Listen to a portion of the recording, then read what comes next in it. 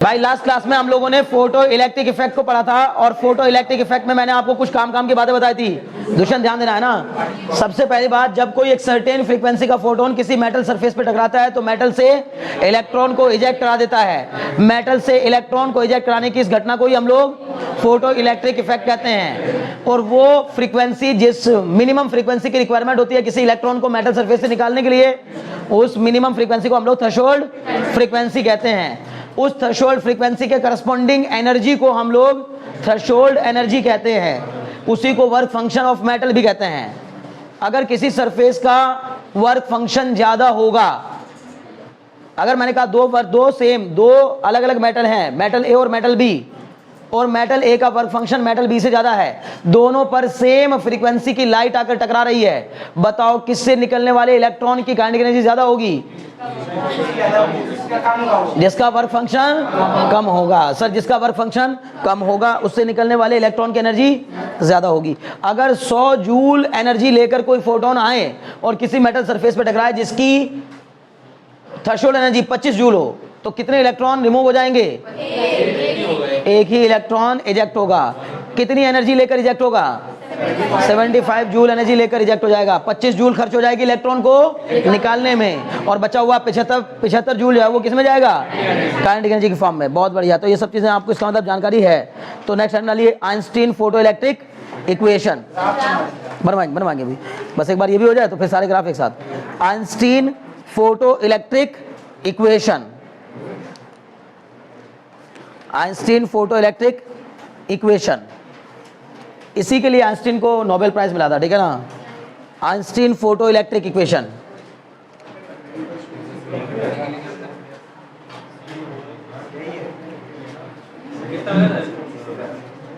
हाँ? एक बंदे को एक ही मिल सकता है अकॉर्डिंग टू, है ना? समझ गए? लिखिए एक minute.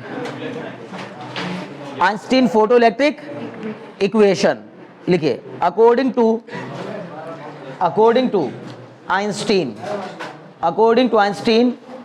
when a photon of certain frequency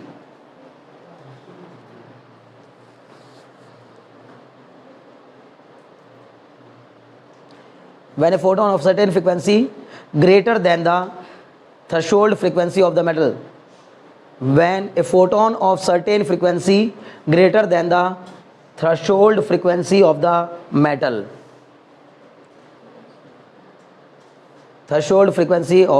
metal, strikes on the metal surface, when a photon of certain frequency greater than the threshold frequency of the metal strikes on the metal surface, then it ejects the electron with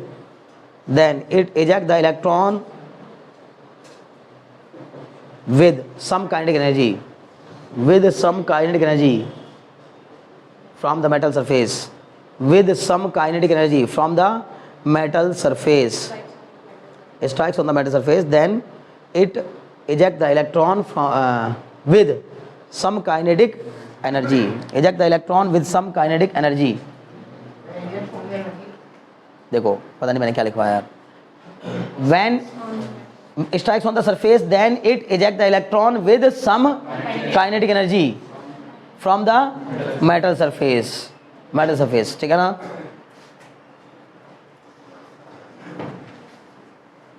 okay अब अच्छा, therefore ऐसा कर लिए, therefore the total energy of the photon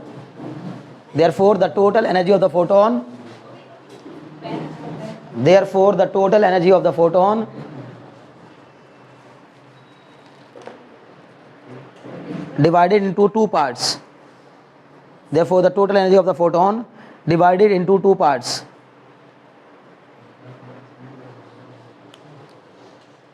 ठीक है ना? divided into two parts. One part goes to eject the electron, bracket में लिखेगा work function. one part goes to eject the electron, bracket में लिखेंगे work function, work function, and the remaining part, and the remaining part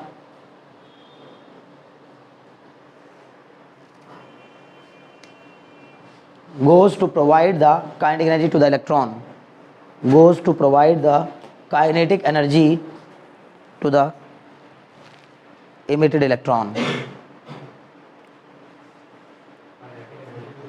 Kinetic energy of the emitted electron.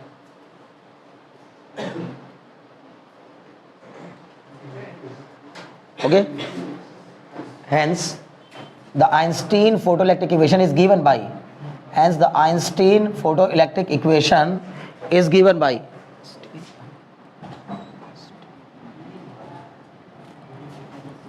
photoelectric equation is given by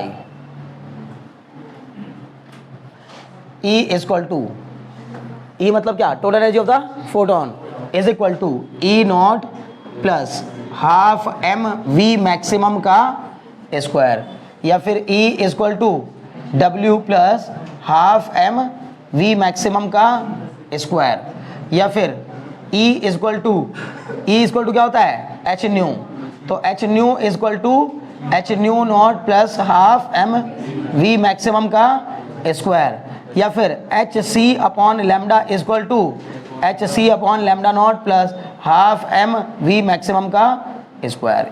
ये है आपके लिए equation, ठीक है ना। ये दो इक्वेशन ज़्यादा काम आएंगी। H nu is equal to h nu naught plus half m v maximum का स्क्वायर। न्यू मतलब फ्रीक्वेंसी ऑफ द फोटोन, है ना। खुशी न्यू क्या है, फ्रीक्वेंसी ऑफ द फोटोन। खुशी बात समझ में आ रही है ना, बहुत अच्छे। बताओ बच्चे, फ्रीक्वेंसी की ऐसा यूनिट, फ्रीक्वेंसी कैसा unit, hertz, very good. Frequency कैसा यूनिट, हर्ट्ज, और वेवलेंथ कैसा यूनिट, मीटर। वेवलेंथ कैसा यूनिट, मीटर, ठीक है ना। समझ में आ रही बात। दो वेव जब सुपर इम्पोज करके एक स्लिट बनाए, मतलब एक फ्रिंज बनाने की कोशिश करती हैं, तो अगर उनके बीच का पाथ डिफरेंस लैम्डा हो, यंग डबल स्लिट एक्सपेरिमेंट की बात कर रहा हूं, YDSE में अगर दो वेव के बीच का पाथ डिफरेंस लैम्डा के इक्वल हो, तो कैसी फ्रिंज बनेगी, ब्राइट फ्रिंज या डार्क फ्रिंज, श्योर हो। और अगर 2 लैम्डा हो और 3 लैम्डा हो, ऑड पे भी इवन पे भी, तो 3 लैम्डा, 3 लैम्डा पर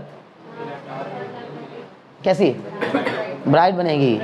ऑड हो या इवन हो कोई फर्क नहीं पड़ता सर, 3 लैम्डा बाई 2 पर नहीं बनेगी, नहीं समझे फिर कंफ्यूज हो गए। वो तो जानबूझ के बोला था कि इवन हो चाहे ऑड हो, है ना, यही सब तो देखना होता है। वहाँ पेपर में वैसे कंफ्यूजन आते हैं कि इवन ऑड में ऐसा हो जाता है, ठीक है ना। नहीं, अगर लैम्डा बाई 2 का ऑड मल्टीपल होता तो डार्क फ्रिंज बनेगी ना। ओके चलो खैर, लैम्डा मतलब यहाँ पर क्या है भाई, वेवलेंथ। लैम्डा नॉट क्या है, थ्रेशोल्ड वेवलेंथ, ठीक है ना। न्यू नॉट मतलब क्या है, threshold frequency.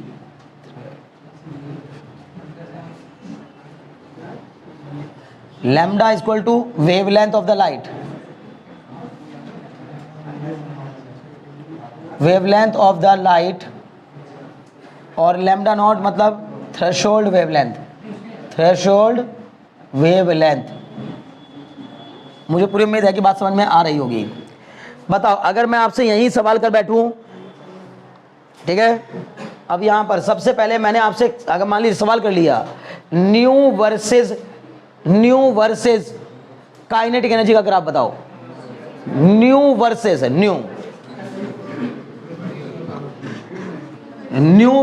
Kinetic energy of the electron, new versus kinetic energy of the electron,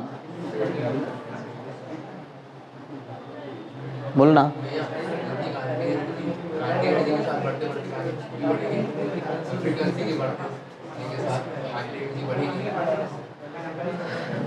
बेहतर होगा कि मुझे कहाँ लेना चाहिए, न्यू यहाँ, और कहाँ लेना चाहिए, यहाँ। अब बताओ, जैसे जैसे फ्रीक्वेंसी बढ़ेगी वैसे वैसे काइनेटिक एनर्जी भी बढ़ेगी। कैसा ग्राफ बनेगा, स्ट्रेट लाइन, कहाँ से, ओरिजिन से पास होता हुआ, हाँ नहीं तो क्या होना चाहिए, वेरी गुड। पहले बना लो फिर बात करते हैं। हो गया ये समझ में आया, पहले बताओ। इतना समझ में आया? मैं किस किस के बीच, देखो सुनो सुनो, मैं आपसे किस किस के बीच का ग्राफ पूछ रहा हूं भाई? Sir new versus kinetic energy. पहले तो मैं इसको लिख लूंगा सर, एच न्यू बराबर डब्ल्यू प्लस काइनेटिक एनर्जी। बोलो होगा कि नहीं होगा? सर न्यू बराबर W upon H plus kinetic energy upon H. नहीं समझे? कोई डाउट है? नहीं। सर मैंने एक्स एक्सिस पे बनाया, वाई एक्सिस पे बनाया किसको? वाई एक्सिस पे दिखाया मैंने काइनेटिक एनर्जी को, और एक्स एक्सिस पे दिखाया किसको? तो ये क्या हो जाएगा? x बराबर c प्लस, और ये क्या हो जाएगा? M y. नहीं समझे? नहीं समझ पा रहे हो? अगर मैंने आपसे सवाल जो किया कर रहा हूं, हाँ मैं वही तो कह रहा हूं, y equal to m x plus c, तो बेहतर होता अगर मैं इसको जब मैंने पहले लिया था वैसे ही ले लेता अभी भी। नहीं समझे? अगर मैंने यहाँ न्यू ले लिया, न्यू, और यहाँ ले लिया क्या? काइनेटिक एनर्जी, तो ये बहुत आसान बन जाएगा। बोलो कैसे बनेगा? ये तो आ जाएगा मेरा y एक्सिस पर, और ये मेरा काइनेटिक एनर्जी है कहाँ पर? x एक्सिस पर, और इसका हो जाएगा ये mx, और ये वाले टर्म को क्या कह दूंगा? c। तो y बराबर mx प्लस c, y बराबर mx प्लस c। बोलो कैसी लाइन बनेगी? Straight line. कहाँ से शुरू होगी? सर c कैसा है? पॉजिटिव है। कुछ समझ में आ रहा है? नहीं? पता नहीं क्या कर रहे हो। ये चलो चाहिए, ये सब हटा दूं, ये सब मिटा दूं? ठीक, चलो एक बार पहले पूरी बात एक साथ करते हैं वापस, ठीक है ना? आप लोग नहीं तो ग्राफ में फंस जाएंगे, और इस चैप्टर से सिर्फ ग्राफ ही आएंगे और कुछ नहीं आएगा। मतलब आइंस्टीन, मतलब सॉरी, फोटो इलेक्ट्रिक इफेक्ट का चांस है थोड़ा बहुत आने के, नहीं तो ज़्यादातर तो एक एक नंबर के क्वेश्चन आते हैं इस चैप्टर से, और वो एक एक नंबर के क्वेश्चन ग्राफ से ही होते हैं, ठीक है? तो सबसे पहली बात, आप मुझे छोड़ो सारी बातें, मुझे बताओ, अगर मैंने आपसे सिंपली पूछ लिया, प्लीज कॉन्सेंट्रेट योर माइंड, अगर nu is equal to nu naught, if nu is equal to nu naught, ठीक है, अगर न्यू जो है वो हमारा न्यू नॉट के इक्वल होगा, तो kinetic energy of the electron क्या होगी? जीरो होगी, ठीक है ना? बिल्कुल सही बात, ठीक है ना? If nu is equal to nu naught, then kinetic energy is equal to zero. If nu is equal to, nu is greater than nu naught, then kinetic energy is always positive, मतलब greater than zero. If nu is less than nu naught, तो kinetic energy तो छोड़ दीजिए, no emission takes place. नहीं समझे? No emission takes place. पहले तो ये बात लिखते चलिए, ठीक है ना? लेकिन छोटी छोटी बातें हैं, ठीक है ना? नो इमिशन टेक्स प्लेस, ठीक है? दूसरी बात, अब मैंने आपसे कहा काइनेटिक एनर्जी वर्सेस, फॉर्मूला मेरे पास है क्या? एच न्यू बराबर h nu naught plus half m v square. अच्छा, मैंने यहाँ वी मैक्स क्यों लिखा था? वी मैक्स क्यों लिखा था? वी मैक्स केवल हाफ एम वी स्क्वायर कहने से काम नहीं चल रहा था क्या? नहीं चल रहा था सर। क्यों नहीं चल रहा था? क्योंकि हमने कहा बचा हुआ है ना, बचा हुआ पूरा पार्ट, अगर हमने टोटल एनर्जी, किसी फोटोन के पास 100 जूल एनर्जी है, तो उसमें से 20 जूल एनर्जी अगर वर्क फंक्शन में गई, तो बचा हुआ पूरा का पूरा पार्ट किस फॉर्म में जाता है? इसका मतलब है कि उस इलेक्ट्रॉन की काइनेटिक एनर्जी इससे ज्यादा कभी नहीं हो सकती, क्योंकि सारी की सारी एनर्जी हमने जब खर्च कर ली तो उससे ज्यादा कभी नहीं हो सकती। क्लियर है ना? तो इसीलिए जो काइनेटिक एनर्जी होगी वो मैक्सिमम होगी, या कह लेंगे वेलोसिटी जो होगी वो मैक्सिमम होगी। बोलो बात समझ में आ रही कि नहीं? तो इसका मतलब है कि यहां पर हाफ एम वी मैक्सिमम का स्क्वायर लिख देना चाहिए। अब मैं चाहता हूं काइनेटिक एनर्जी वर्सेस न्यू का graph, kinetic energy versus new का ग्राफ। तो भाई kinetic energy of the electron versus new, तो मैं काम कर लेता हूं, पहले इसको भी बदल लेता हूं, क्योंकि यहां पर मेरा ये वाई एक्सिस पे मैंने क्या लिया है? काइनेटिक एनर्जी को, और एक्सिस पे किसको लिया है? न्यू को। तो मैं काम कर लेता हूं, इसको इधर ले आता हूं, ये बन जाएगा क्या? हाफ एम वी स्क्वायर बराबर h nu not minus h new. क्या मैं इसको ऐसा लिख सकता हूं? काइनेटिक एनर्जी बराबर माइनस का एच न्यू प्लस का एच न्यू नॉट। बोलो बात समझ में आ रही कि नहीं? नहीं? बहुत अच्छे। एच न्यू नॉट क्या है? एच न्यू नॉट क्या है? वर्क फंक्शन, वो है ना, work function of the metal. Work function of the metal constant होता है या वेरिएबल? सर कांस्टेंट होता है, वो तो मेटल के नेचर पे डिपेंड करता है। अगर आपने मेटल ही बदल दिया तो बदल सकता है ये, अदरवाइज नहीं बदलेगा। तो इसका मतलब फ्रीक्वेंसी के बढ़ने घटने से, लाइट की फ्रीक्वेंसी के बढ़ने घटने से वर्क फंक्शन पे क्या फर्क पड़ता है? सर कोई फर्क नहीं पड़ता। लाइट की फ्रीक्वेंसी के बढ़ने घटने से मेटल के वर्क फंक्शन पे क्या फर्क पड़ता है? सर कोई फर्क नहीं पड़ता। मीन्स ये क्या है? कांस्टेंट। ये हो गया सी। एक्स एक्सिस पे मैंने क्या दिखाया? न्यू। ये हो गया आपका एम और ये हो गया क्या? वाई। तो अब वाई बराबर एम एक्स प्लस सी से कंपेयर कर लिए। बोलो बात समझ में आई कि नहीं? अभी कोई डाउट है? कैसा स्लोप बन रहा है? नेगेटिव। स्लोप कैसा है? नेगेटिव। तो कैसा बनेगा ग्राफ? अगर मैंने काइनेटिक एनर्जी वर्सेस न्यू का ग्राफ बनाया, बोलो ना भाई, y बराबर एम एक्स प्लस सी का ग्राफ है ना, लेकिन m की वैल्यू कैसी है? Minus H. हाँ, कैसा बनेगा? क्या ऐसा बनेगा? सही से देख लो।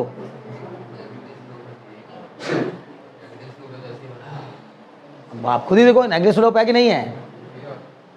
तो ये नेगेटिव स्लोप के साथ ये ग्राफ ऐसा क्यों बन रहा है? अच्छा ये सी क्या है इसमें? ये क्या है?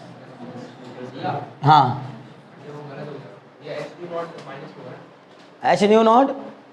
हाँ मैं यही तो सोच रहा हूँ ये क्या हो रहा है। अभी देखो तो एक मिनट जाओ। नहीं नहीं भाई नहीं। हाँ हाँ ठीक है, ठीक ठीक। पता क्या हुआ है? मैं इस हाफ एम वी स्क्वायर को जब इधर लाया तो इसको मुझे यहाँ माइनस करना था। नहीं समझे भाई? जस्टिफाइड नहीं हुआ ना, वो देखने में लग रहा है जस्टिफाइड नहीं है। अगर हम इसके हिसाब से चलें तो ग्राफ वही बनना चाहिए। नेगेटिव स्लोप के साथ सी इंटरसेप्ट रखने वाला ग्राफ ऐसा ही बनता है, लेकिन वो गलती यहाँ हो रखी है। समझ रहे हो ना मेरी बात? अगर हम चाहते हैं, हम ये कह सकते हैं कि हमने हाफ एम वी स्क्वायर को वहीं रखा। आप ये भी कह सकते हो कि हाफ एम वी स्क्वायर को यहीं रखिए और इसको इधर ले आइए। ये हो जाएगा h nu minus h nu naught. Clear है? तो अब ये हो जाएगा एक तरीके से हाफ एम वी स्क्वायर बराबर h nu minus h nu naught. Clear है? अब बस kinetic energy versus kinetic energy बराबर kinetic energy is equal to h nu plus of minus का एच न्यू नॉट, मतलब y बराबर एम एक्स प्लस सी। नहीं समझे? अब बताओ इसका m कितना होगा?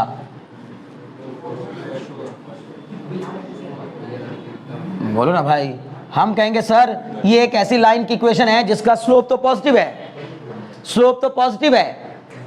कितने के इक्वल? h के इक्वल। लेकिन y एक्सिस पर काटा गया इंटरसेप्ट नेगेटिव है। नेगेटिव इसका मतलब है कि ये जो y एक्सिस है ये नीचे तक माइनस, ये ऊपर क्या है? प्लस का y एक्सिस और ये नीचे क्या है? माइनस की y एक्सिस। इस पे मैंने दिखाया किसको? काइनेटिक एनर्जी को। यहाँ मैंने दिखाया किसको? फ्रीक्वेंसी मतलब न्यू को। तो इसका मतलब y एक्सिस पे काटा गया इंटरसेप्ट कैसा है? नेगेटिव, मतलब नीचे की ओर है। ये क्या हो गया? बोलो। यही है आपका सर एच न्यू नॉट। अरे भाई पकड़ पा रहे हो कि नहीं? ये हो गया एच न्यू नॉट। यहां से लाइन स्टार्ट होगी और पॉजिटिव स्लोप रखती हुई बनाई जाएगी। तो पॉजिटिव स्लोप रखती हुई लाइन बनाओगे तो ये यही शो करेगा। यहां के बाद से ये ऐसे बढ़ेगा। बोलो बात समझ में आई कि नहीं? क्या बताने की कोशिश की जा रही है? जब न्यू की वैल्यू जीरो, तो सर इमिशन ही नहीं होगा। कब तक इमिशन नहीं होगा? जब तक कि हम इतनी एनर्जी नहीं दे देंगे। ये माइनस में है। यहां पहुंच करके क्या हो जाता है? न्यू बराबर न्यू नॉट। समझ में आ रही बात ना? ये वो कंडीशन है जहां न्यू बराबर क्या है? न्यू नॉट है। करके देख लो ना यार, यहां रख के देखो न्यू बराबर न्यू नॉट। आप यहां न्यू बराबर न्यू नॉट रखो। पहली बात तो छोड़ो, एक और बात, आप अगर मैंने कहा न्यू की वैल्यू न्यू नॉट से कम रखो, न्यू नॉट से कम, तो न्यू की वैल्यू अगर न्यू नॉट से कम होगी तो काइनेटिक एनर्जी माइनस में आ जाएगी, और नेगेटिव काइनेटिक एनर्जी मतलब इम्पॉसिबल। समझ पा रहे हो कि नहीं बातें? इस पे ही जोर देना है। कल तक की बातें सबको समझ में आ गई थी? नहीं आ रही मुझे बताओ, मैं फिर दूसरे ढंग से बताऊंगा। हाँ दीप्ति समझ में आ रही बात? पक्का? मैं बताने की कोशिश बच्चे ये, क्योंकि इसमें थोड़ी मैथ्स लग रही है। मैथ्स भी केवल इतनी सी है कि अगर नेगेटिव स्लोप होता है ना तो लाइन बनती है घटती हुई नीचे की ओर, और पॉजिटिव स्लोप होता है तो लाइन बनती है ऊपर की ओर बढ़ती हुई। अब दूसरी बात, अगर इसी में ये जो मेरे यहाँ पे माइनस का एच न्यू नॉट है ना, अगर ये भी प्लस एच न्यू नॉट होता तो लाइन बनती यहां से ऊपर से। समझ गए ना? y एक्सिस पे काटा गया इंटरसेप्ट, इसमें कुल मिला के जो y बराबर mx प्लस सी होता है, इसमें m क्या होता है? m is the slope, c is the intercept cut by the line on y axis. y axis पे काटा गया टुकड़ा, इंटरसेप्ट मतलब टुकड़ा, मतलब ये लाइन y एक्सिस को कहां काट रही है? जब हम इस लाइन को बनाएंगे तो ये y एक्सिस को कहां काटेगी, वो चीज है ये। अगर ये c पॉजिटिव में होता तो ये लाइन ऐसे बनती ऊपर से। समझ में आ रही बात ना? अभी क्लियर है? ये क्या शो कर रहा है? यहां बताओ न्यू की वैल्यू कितनी है? यहां 0। सर न्यू इक्वल टू 0 मतलब न्यू इक्वल टू 0 रख के देख लो, ये रहा न्यू इक्वल टू 0। तो काइनेटिक एनर्जी कितने के equal? Minus h nu not के इक्वल। सर होगी ही नहीं, नेगेटिव में काइनेटिक एनर्जी नहीं हो सकती। समझ में आ रही बात ना? इसका मतलब इलेक्ट्रॉन इमिट ही नहीं होगा। आपने न्यू को बढ़ाया बढ़ाया बढ़ाया बढ़ाया बढ़ाया बढ़ाया जब तक कि न्यू की वैल्यू बढ़कर इतनी ना हो जाए कि वो वर्क फंक्शन के इक्वल हो जाए। जब न्यू बराबर न्यू नॉट हो जाएगा तो ये टर्म भी बन जाएगा एच न्यू नॉट और ये टर्म भी बन जाएगा h nu not.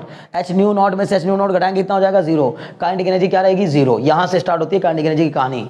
Minimum kinetic energy electron की कितनी होगी? 0। मिनिमम काइनेटिक एनर्जी 0 होगी, नेगेटिव नहीं होगी, ध्यान रखना, ठीक है? Minimum kinetic energy 0। नेगेटिव होने का मतलब तो ये हुआ कि इलेक्ट्रॉन उल्टा चला गया और अंदर मेटल में और अंदर धस गया। समझ में आ रही बात ना? लेकिन ऐसा कुछ भी नहीं होगा, ठीक है? तो कुल मिला जुलाकर यहां पर क्या हुआ, जब तक न्यू बराबर न्यू नॉट नहीं होगा तब तक इजेक्शन ही नहीं होगा। इसके बाद क्या होगा? अगर आपने अब न्यू को बढ़ाया तो अब न्यू बढ़ता जाएगा, लेकिन इलेक्ट्रॉन इजेक्ट हो चुका है, पर अब उसकी काइनेटिक एनर्जी लगातार बढ़ती जाएगी।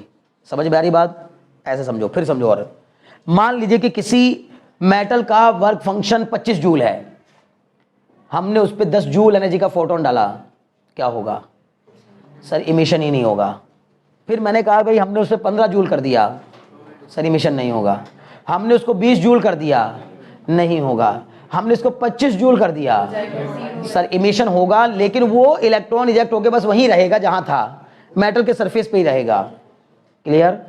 मैंने इसको 26 जूल कर दिया, सर 25 जूल खर्च हो जाएगा इलेक्ट्रॉन को निकालने में, 1 जूल काइनेटिक एनर्जी। मैंने इसको 30 जूल कर दिया, सर 25 खर्च हो जाएगा वर्क में और 5 जूल काइनेटिक एनर्जी। मैंने इसको 50 कर दिया, सर 25 हो जाएगा इलेक्ट्रॉन को निकालने में और 25 जूल काइनेटिक एनर्जी। इसका मतलब अब फ्रीक्वेंसी बढ़ रही है तो उसके साथ साथ काइनेटिक एनर्जी बढ़ रही है, काइनेटिक एनर्जी बढ़ रही है। बोलो बात समझ में आई कि नहीं? अब जब तक वर्क फंक्शन के इक्वल एनर्जी नहीं दोगे तब तक तो इमिशन ही नहीं होगा, लेकिन जब एक बार कोई इलेक्ट्रॉन इमिट हो जाएगा, इजेक्ट हो जाएगा, तो उसके बाद फ्रीक्वेंसी, मतलब अगर आप फ्रीक्वेंसी को थ्रेशोल्ड फ्रीक्वेंसी से ज्यादा बढ़ाते जाएंगे, यानी ऐसा कलर यूज करते जाएंगे जिसकी फ्रीक्वेंसी थ्रेशोल्ड फ्रीक्वेंसी से और ज्यादा और ज्यादा और ज्यादा और ज्यादा और ज्यादा करते जाएंगे, तो जो इजेक्टेड इलेक्ट्रॉन होगा उसकी काइनेटिक एनर्जी और ज्यादा और ज्यादा और ज्यादा और ज्यादा होती जाएगी।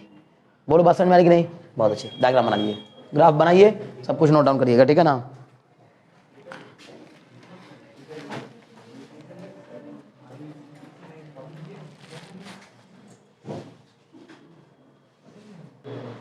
भाई यहां से कंपेयर करोगे ना, y बराबर mx प्लस सी, तो स्लोप कितना हो जाएगा?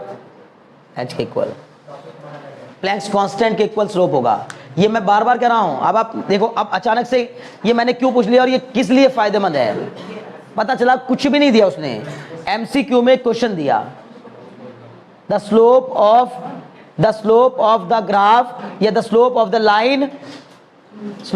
Line which make the graph between the kinetic energy and the frequency of the photon is equal to, और 4 ऑप्शन दे दिए, h upon e upon h square, ऐसा करके 2-3 ऑप्शन दे दिए। तो समझ में आ रही बात ना? क्या होगा इसका स्लोप? h के इक्वल होगा। बार बार रिपीट कर रहा हूं, काइनेटिक एनर्जी वर्सेस फ्रीक्वेंसी का ग्राफ है, ये किसी और चीज का नहीं है। अभी इसको पहले दिमाग में बैठा लीजिए, ठीक है ना? काइनेटिक एनर्जी वर्सेस फ्रीक्वेंसी का ग्राफ है, वेलोसिटी वर्सेस फ्रीक्वेंसी का नहीं है। समझ में आ रही बात? अगर वेलोसिटी वर्सेस फ्रीक्वेंसी का बनाना होता तो कैसा होता? पैराबोला बनता, ठीक है ना? समझ में आ रही बात ना? भाई v स्क्वायर उसमें आ गया ना, v स्क्वायर, और मैंने कहा फ्रीक्वेंसी, तो v की पावर 2 और x की फ्रीक्वेंसी की पावर 1, तो एक वेरिएबल की पावर 2 और एक की पावर 1 हो तो हमेशा कैसा बनता है? पैराबोला, ठीक है ना? तो इसलिए ये काइनेटिक एनर्जी वर्सेस फ्रीक्वेंसी का ग्राफ है, ठीक है ना?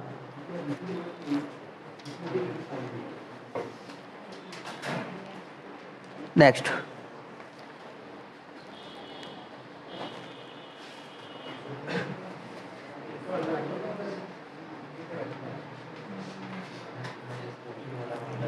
देखिए, बढ़िया हो गया। स्टॉपिंग पोटेंशियल, एक टर्म और लिखे, stopping potential, STOPPING, stopping potential. Next topic, stopping potential, stopping STOPPING, stopping potential लिखे। हाँ, अरे कुछ नहीं, फोटो करंट वही बात है, उसमें क्या दिक्कत है? स्टॉपिंग पोटेंशियल मतलब क्या? द अमाउंट, पहली बात पोटेंशियल, अगर मैं आपसे केवल इतना पूछूं कि work done by the potential, कैसे पता करते हैं? वेरी गुड, W बराबर Q इंटू वी, W बराबर Q into we.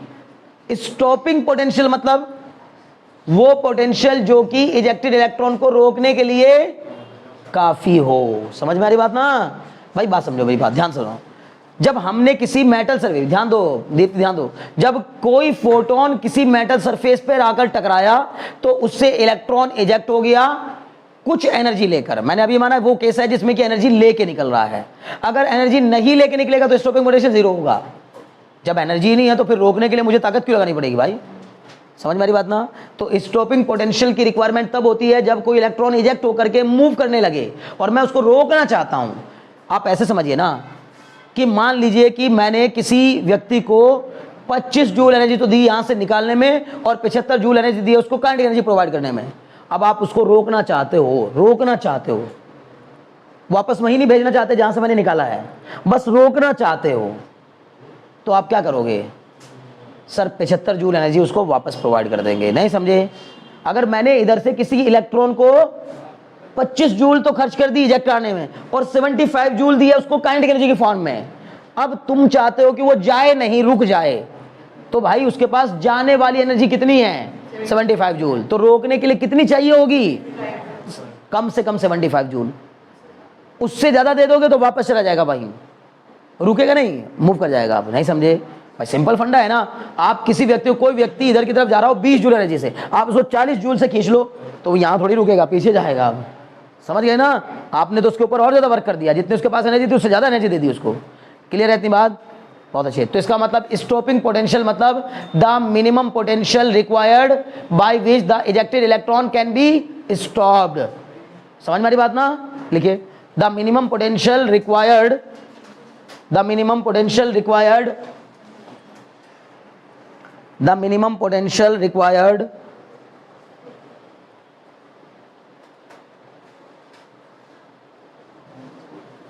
the minimum potential required to stop the ejected electron, the minimum potential required to stop the ejected electron from the metal surface, the minimum potential required to stop the ejected electron from the metal surface, the minimum potential required to stop the ejected electron from the metal surface is known as stopping potential, is known as stopping potential.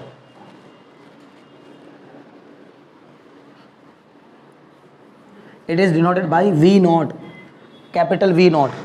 It is denoted by V naught.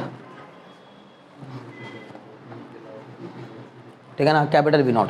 It is denoted by V naught. Clear?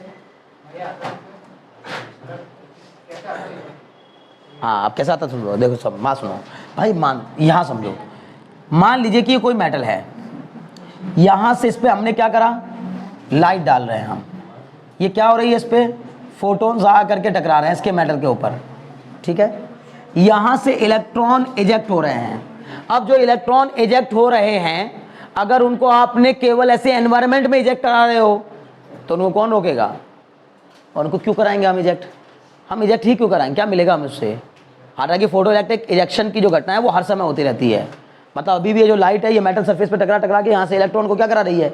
Eject करा रही है, ठीक है ना? और उनके ejection से एक इलेक्ट्रॉन यहाँ से इजेक्ट करके कहीं और, वहाँ से इजेक्ट करके यहाँ, यहाँ से वहाँ, वहाँ से यहाँ, क्या हो जाता है? उनके रैंडम मोशन की वजह से कोई नेट मूवमेंट नहीं होता। मतलब एवरेज वेलोसिटी क्या हो जाती है उन इलेक्ट्रॉन्स की?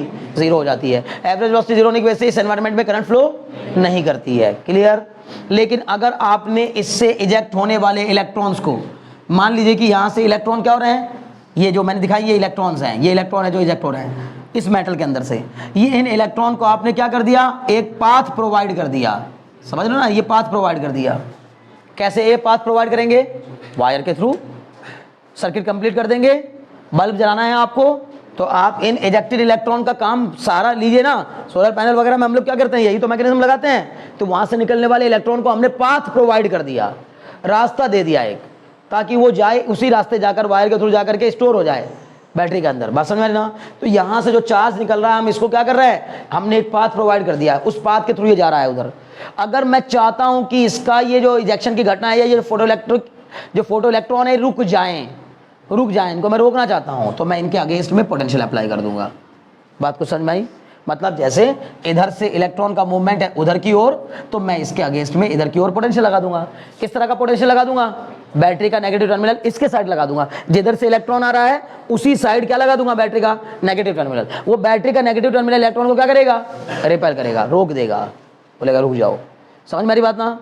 कितना चाहिए होगा सर, एक इलेक्ट्रॉन को कितना चाहिए होगा, मान लीजिए V0 वोल्ट चाहिए होगा, कितना V0, तो अमाउंट ऑफ वर्क डन कितना हो जाएगा, मतलब ऐसे समझो एक इलेक्ट्रॉन को मान लीजिए 2 वोल्ट चाहिए फॉर एग्जांपल, हालांकि 2 वोल्ट नहीं चाहिए होगा, बहुत ज्यादा हो गया ये।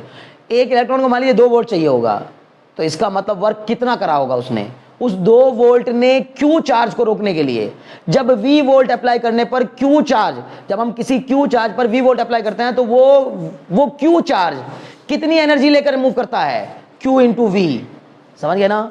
तो इसका मतलब उस पोटेंशियल ने उसको रोकने के लिए कितना वर्क किया होगा सर, E इंटू V0 के इक्वल वर्क किया होगा। ये वर्क सिर्फ रोकने भर के लिए काफी है, तो इसका मतलब ये कितने के इक्वल होना चाहिए सर, उस इलेक्ट्रॉन की काइनेटिक एनर्जी के इक्वल होना चाहिए। हाफ mv² काइनेटिक एनर्जी इधर की ओर है, मैंने इधर की ओर इसके ऊपर वर्क कर दिया, कितने के इक्वल, eV0 के इक्वल। अगर ये eV0 हाफ mv² के इक्वल हो गया, समझो इलेक्ट्रॉन रुक जाएगा। अगर ये eV0 आपने स्टॉपिंग पोटेंशियल कम लगा दिया, काइनेटिक एनर्जी उससे ज्यादा है, तो ये मूव करता रहेगा। समझ में आ रही बात ना, अभी कोई डाउट है नहीं?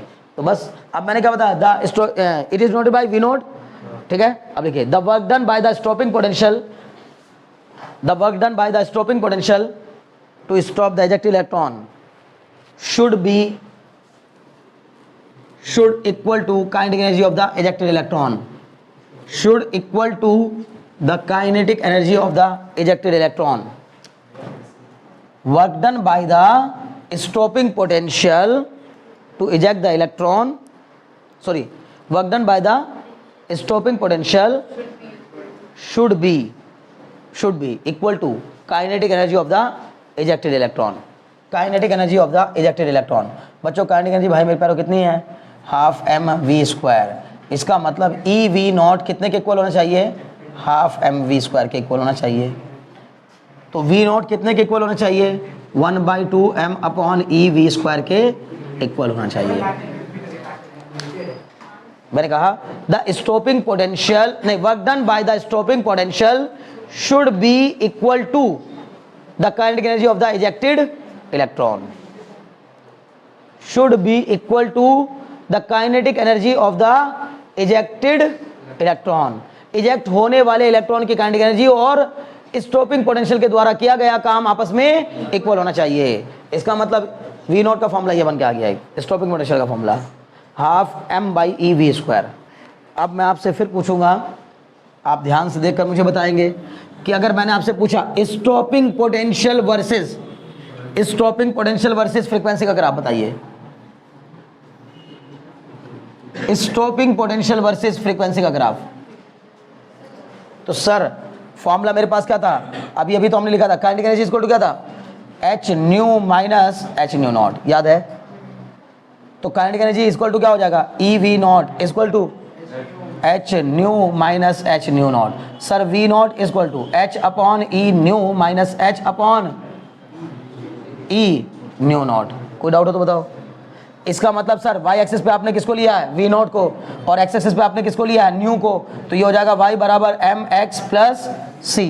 जब हम इसका कंपैरिजन करेंगे तो m कितने के इक्वल आएगा बताइए, h अपॉन e। अब की बार स्लोप बदल गया, स्लोप कितना हो जाएगा, h upon e। y axis पर काटा गया इंटरसेप्ट कितना हो जाएगा सर, माइनस का h upon e into nu0, sorry पूरा, और क्या, ये तो पूरा कांस्टेंट है ना, समझ गए, बहुत अच्छे। तो ग्राफ बताइए कैसा बनेगा सर, अभी भी ऐसा ही ग्राफ बनेगा, क्यों, क्योंकि एक ऐसी लाइन बनानी है जिसका स्लोप तो पॉजिटिव है लेकिन y एक्सिस पे काटा गया इंटरसेप्ट नेगेटिव है। सर यही सेम ग्राफ बनेगा, क्योंकि बनना ही चाहिए ना भाई। बोलो कैसे भाई, आपने कहा काइनेटिक एनर्जी और पोटेंशियल, स्टॉपिंग पोटेंशियल के द्वारा किया गया काम आपस में क्या है, इक्वल। तो जैसे जैसे काइनेटिक एनर्जी बढ़ेगी स्टॉपिंग पोटेंशियल भी बढ़ाना पड़ेगा, समझ रहे हो ना। मान लो दो अलग अलग इलेक्ट्रॉन की काइनेटिक एनर्जी अलग अलग है, तो जिसकी काइनेटिक एनर्जी ज़्यादा होगी उसको रोकने के लिए स्टॉपिंग पोटेंशियल भी ज़्यादा ही अप्लाई करना पड़ेगा। सिंपल, वही सेम फंडा होगा। बस इतना ध्यान रखना कि इस वाले ग्राफ में स्लोप अगर लिखना हुआ आपको तो H/E लिखेंगे, H/E। समझ में आ रही है बातें? बहुत अच्छे।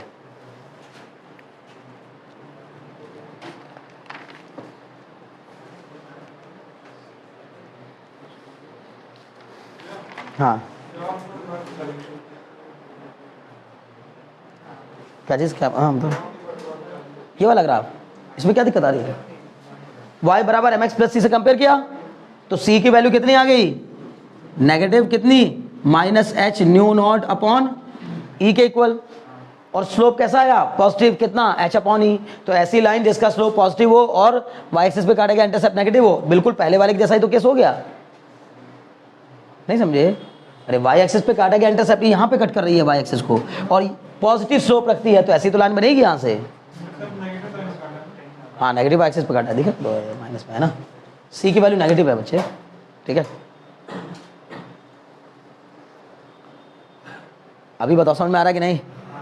बहुत अच्छे।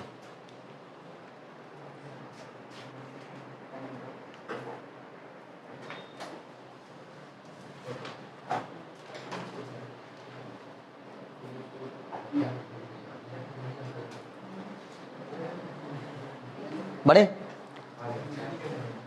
अब आप एक बताइए मुझे, है ना, न्यू वर्सेस वर्क फंक्शन का ग्राफ बताइए। Nu versus work function.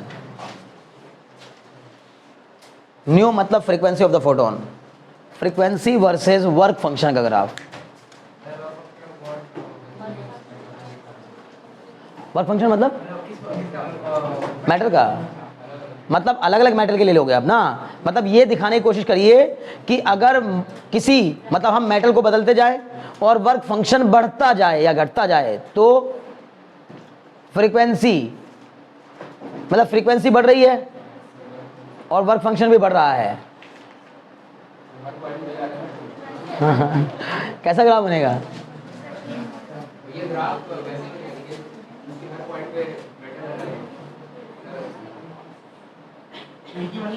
हाँ हाँ हाँ, अलग अलग मेटल के लिए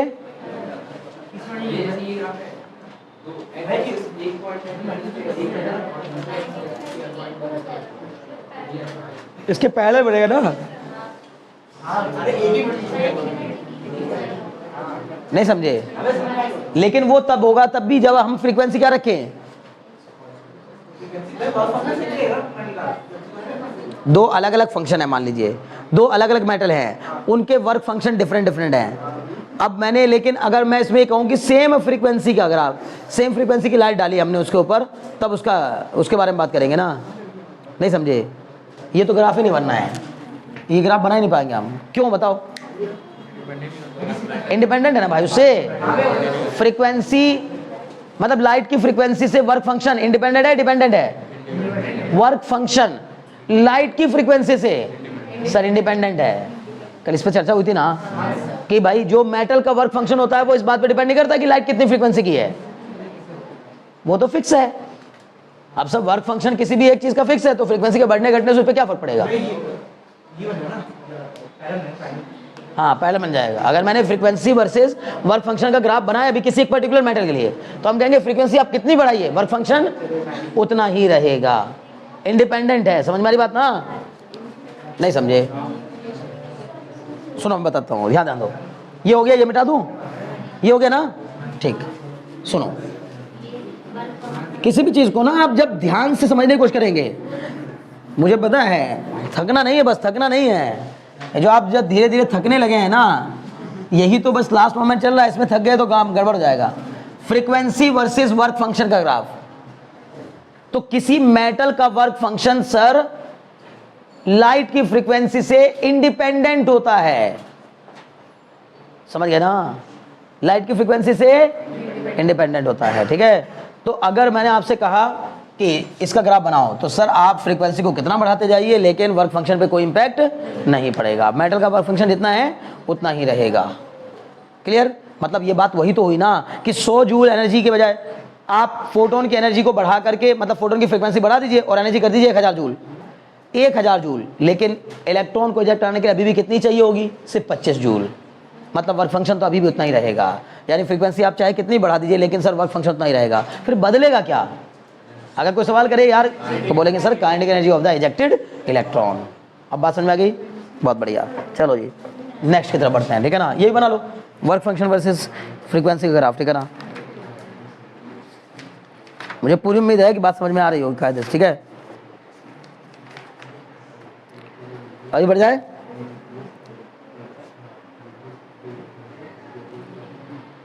ठीक है, मिटा दूं उसको। देखिए अब एक क्वेश्चन देखिए बढ़िया सा है, ये भी ग्राफ का ही क्वेश्चन है, क्योंकि ग्राफ के क्वेश्चन में बहुत खूब आता है भाई, खूब आते हैं। इसने कहा V0 वर्सेस न्यू का graph, please concentrate mind. V0 versus new into 10 की पावर 15 हर्ट्ज, ठीक है ना। न्यू इंटू 10 की पावर 15 हर्ट्ज, और यहाँ दिया गया है 0.5 और यहाँ दिया गया है 1.0।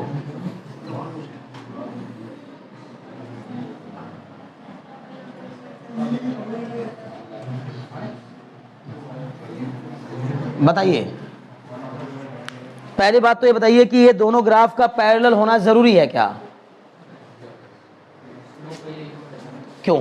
हाँ, स्लोप इक्वल होंगे। आप कोई भी ग्राफ बनाइएगा, हमने किस किस के बीच का ग्राफ बनाया अभी तो 2 मिनट पहले बनाया V0 वर्सेस का ग्राफ, इसका स्लोप हमेशा कितना आएगा? h अपॉन ही आएगा। किसी भी मेटल का बनाइएगा, चाहे किसी भी मेटल का बनाइएगा, उसका स्लोप क्या ही आएगा? h अपॉन ही के इक्वल। इसका मतलब सबके स्लोप इक्वल होंगे तो सारे आपस में पैरेलल भी होंगे, पहली बात। दूसरी बात, इसने कहा ये मेटल x है और ये मेटल y है। सबसे पहले तो आप मुझे बताओ which of the metal has larger threshold wavelength? Which of the given metal, ये दो अलग अलग मेटल के स्टॉपिंग पोटेंशियल वर्सेस फ्रीक्वेंसी के ग्राफ दिए गए हैं। स्टॉपिंग पोटेंशियल वर्सेस फ्रीक्वेंसी, आपको बताना यह है कि किस फंक्शन की या किस मेटल की वेवलेंथ क्या है? ज्यादा है, ठीक है ना। समझ में आ रही बात ना? करिए इसकी, बाकी सारी चीजें भी सोच लो, ठीक है ना। जो जो आपके दिमाग में आ रहा है वो सब सोच लो। अभी मैं हाँ सुनो, देखो पहले क्वेश्चन में क्या कहा गया है? विच ऑफ द, ध्यान दो, मुनासा ध्यान दो, which of the following metal has larger threshold wavelength. तो पहली बात तो आप इससे भी पहले मुझे बताओ किसका वर्क फंक्शन ज्यादा होगा? वर्क फंक्शन किसका ज्यादा है? सर इसका वर्क फंक्शन ज्यादा है। ये जो यहां दिखा रहा है ना, ये क्या है? ये न्यू नॉट है इसका, ये न्यू नॉट ऑफ x है और ये न्यू नॉट ऑफ y है। तो जिसकी थ्रेशोल्ड फ्रीक्वेंसी ज्यादा, उसका वर्क फंक्शन भी ज्यादा ही होगा। इसका मतलब sir WY is greater then WX, पहला पॉइंट। दूसरा point sir new not of y is greater than nu not of x। ये तो ग्राफ से दिख के समझ में आ रहा है, न्यू नॉट ऑफ x। लेकिन जिसका फ्रीक्वेंसी ज्यादा होता है उसकी वेवलेंथ कम होती है। Very good. इसका मतलब अगर मैंने आपसे पूछा lambda naught of x is greater then lambda naught of y हो जाएगा। जिसकी फ्रीक्वेंसी, बार बार कह रहा हूं, जिसकी फ्रीक्वेंसी कम, जिसकी थ्रेशोल्ड फ्रीक्वेंसी कम, उसकी थ्रेशोल्ड वेवलेंथ ज्यादा होगी। तो इसका मतलब metal x has larger threshold wavelength. बोलो बात समझ में आई कि नहीं? दूसरा क्वेश्चन, इसी का सेकंड क्वेश्चन, मैंने तो 3 बना दिए इसमें, लेकिन ये उसके हिसाब से ये फर्स्ट था, ये वाला मतलब ये पूछा था उसने, ये इसी का इसका सेकंड क्वेश्चन है।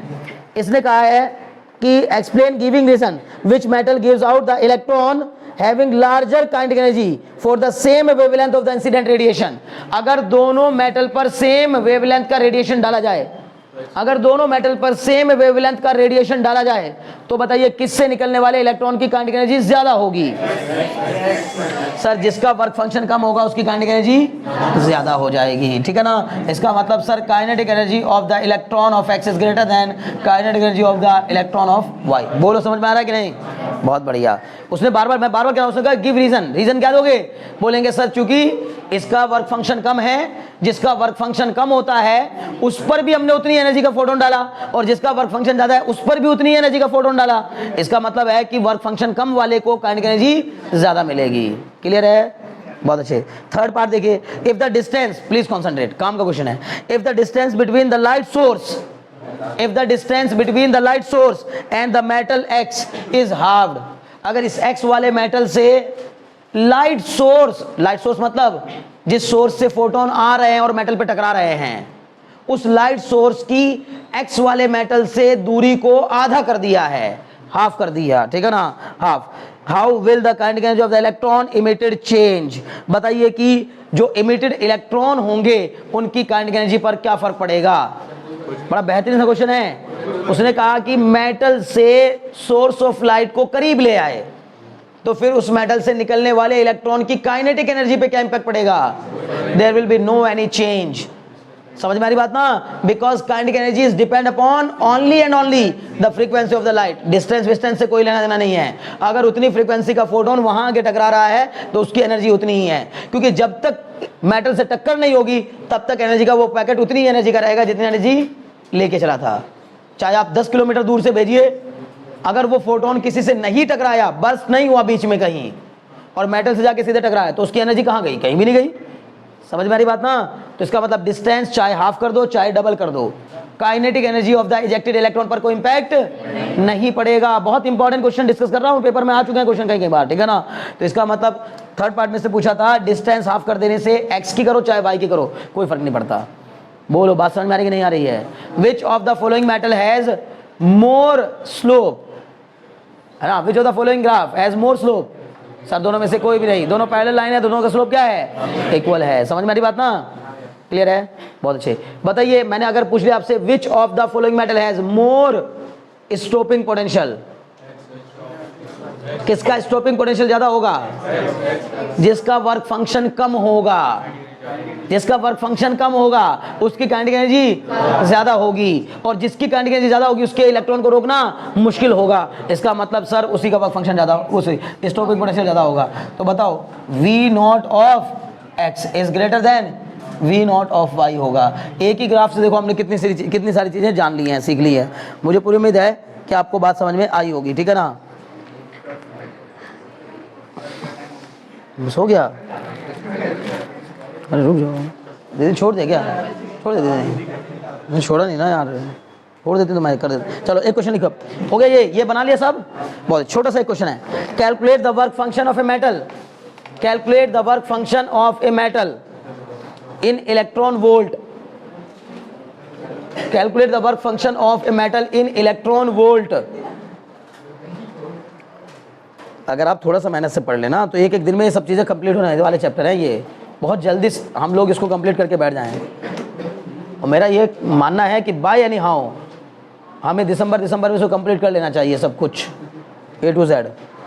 क्या लिखा, calculate the work function of a metal in electron volt if it's threshold wavelength is, if it's threshold wavelength is 6800 angstrom, 6800 angstrom.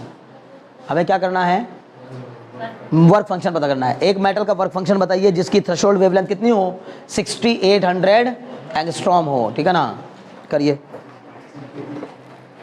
पहली बात आपको पता होना चाहिए 1 इलेक्ट्रॉन वोल्ट में कितना जूल, भाई कोई बताएगा मुझे 1 इलेक्ट्रॉन वोल्ट में कितना जूल, 1.6 × 10⁻⁻⁹ जूल, ठीक है। इलेक्ट्रॉन वोल्ट को जूल में बदलना हो तो 1.6 × 10⁻⁻⁹ से मल्टीप्लाई करते हैं, और अगर जूल को इलेक्ट्रॉन वोल्ट में बदलना हो तो 1.6 × 10⁻⁻⁹ से डिवाइड करते हैं। समझ गए, बहुत अच्छे। चलिए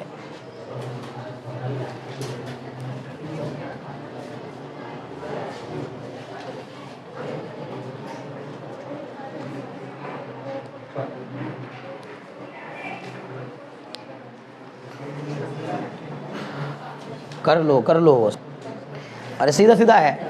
वर्क फंक्शन निकालना है तो फॉर्मूला लग जाएगा सर W बराबर hc/λ0। hc की वैल्यू 6.63 × 10⁻34 इंटू में c की वैल्यू 3 × 10⁸ अपॉन में, बोलो ना भाई, अपॉन में सर λ0 कितना दिया, वेवलेंथ कितनी दी है, 6800 इंटू 10⁻⁻10, क्योंकि एंगस्ट्रॉम में दिया है तो उसको पहले मीटर में बदल लेंगे। अब ये जो मेरा आंसर आएगा जूल में आएगा, ये जो आंसर आएगा जूल में आएगा, और जूल को अगर इलेक्ट्रॉन वोल्ट में बदलना हो तो क्या करेंगे,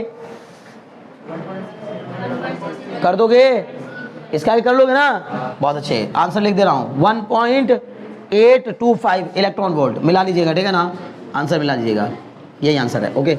चलिए आज के लिए इतना काफ़ी है। Now you can leave the class and you can enjoy. ठीक है।